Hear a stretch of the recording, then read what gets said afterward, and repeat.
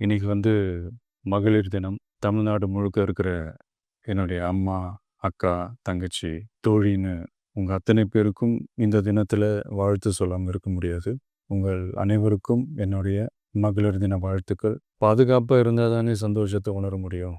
அப்படி எந்த பாதுகாப்பும் இல்லாதப்போ, இன்செக்யூரிட்டியா இருக்கிறப்போ, எந்த சந்தோஷமும் இருக்காது தானே! அப்படின்னு நீங்க நினைக்கிறது எனக்கு புரியுது. என்ன செய்ய?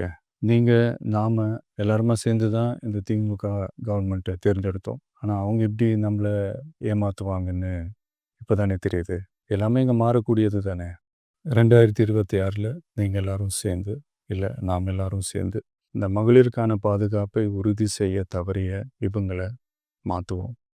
அதுக்கு இந்த மகளிர் தினமான இன்னைக்கு நாம எல்லாருமா சேர்ந்து உறுதியேற்போம். ஒண்ணு மட்டும் சொல்றேன், எல்லா சூழ்நிலையிலும் உங்களுடைய ஒரு மகனா, அண்ணனா, தம்பியா, தோழனா உங்களோட நான் நிப்பேன்.